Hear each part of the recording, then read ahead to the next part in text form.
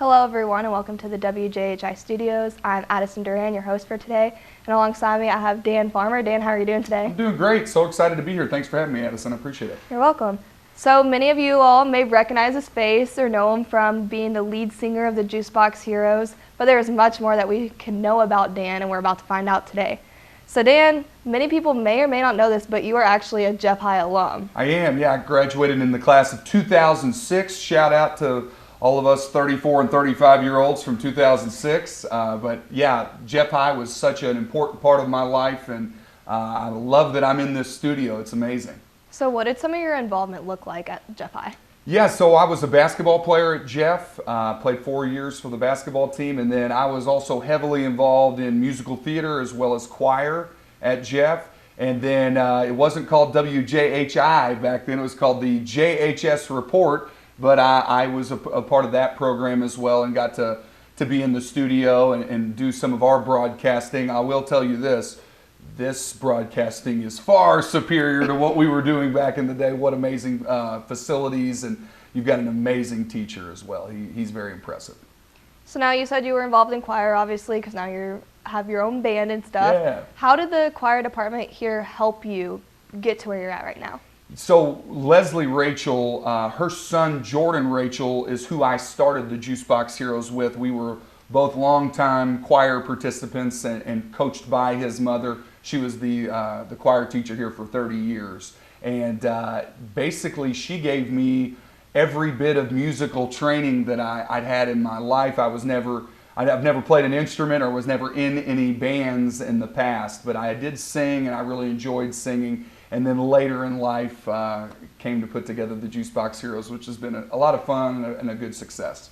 Now, when you graduated, did you ever think you would have your own band one day? Never thought I would ever be in a band. I thought I was going to be a professional cage fighter one day. That was my goal. But getting punched in the face isn't very fun, and I like singing a lot better. And I found that out, I guess, the hard way.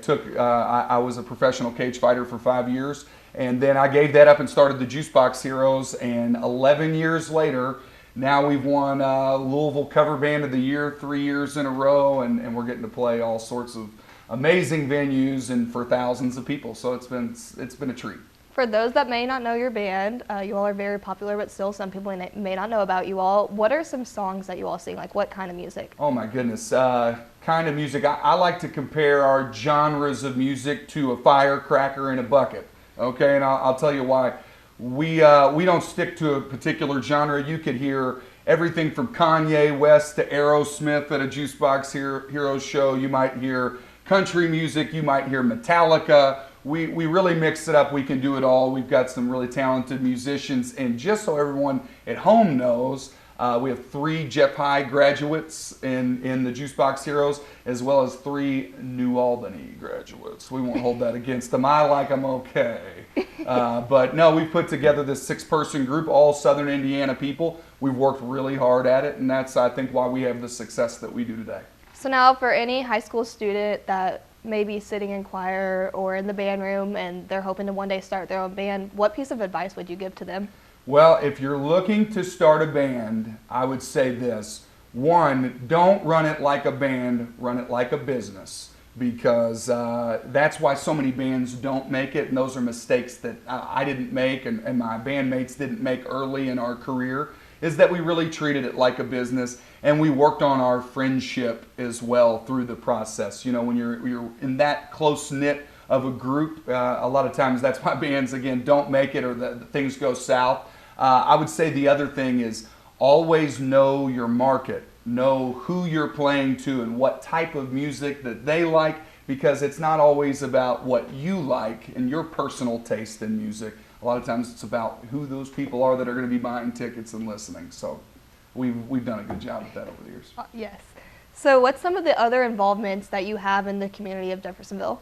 Yeah, so I'm a rep for Cintas as my full-time job. And then obviously the Juicebox Heroes, we play about anywhere from 70 to 90 shows per year, so that's a big portion of my time. I have 2 children, and my wife, Alex Farmer, she was just hired in as the assistant softball coach and JV coach for Jeff.